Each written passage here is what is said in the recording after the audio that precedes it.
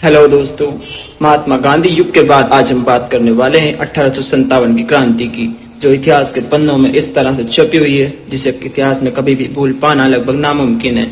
तो फर्स्टली हम शुरुआत करते हैं कि 1857 की क्रांति के कारण क्या क्या रहे। तो पहले हम प्रशासनिक कारणों की बात करते हैं।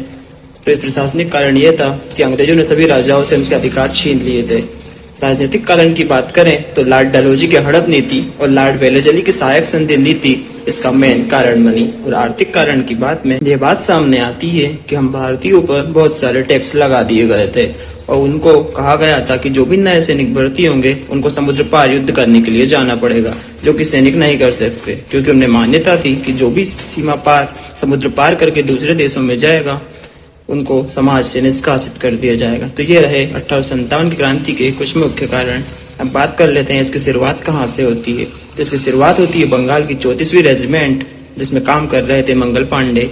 इसका मतलब था कि ये पैदल सेना होती है, तो उनके एक राइफल आती है जिसमें कारतूस को दांतों से काटना पड़ता है फायरिंग करने के पहले, लेकिन उसमें लगी होती है गाय और सुअर की चर्बी।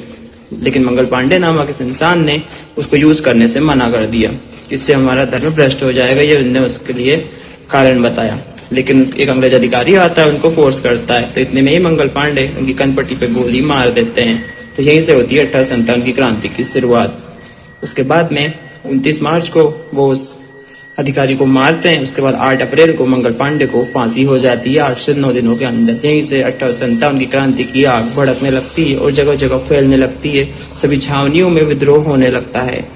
फिर एक दिन आता है 10 मई, जब सभी जनता एकत्रित होकर दिल्ली चलो का नारा देती है। वो दिल्ली इसलिए जाना चाहते थे क्योंकि वहाँ फिरोज शाह द्वितीय बैठे हुए थे, जिनके नेतृत्व में काम करना चाहते थे कि उनके नेतृत्व पाकर हम इस क्रांति को आगे बढ़ाएं तो अंग्रेजों से छुटकारा पाएं। इसलिए सब दिल्ली चलो के साथ आगे बढ़ लेते हैं। आगे की कहानी के लिए मुझे फॉलो कर लीजिए।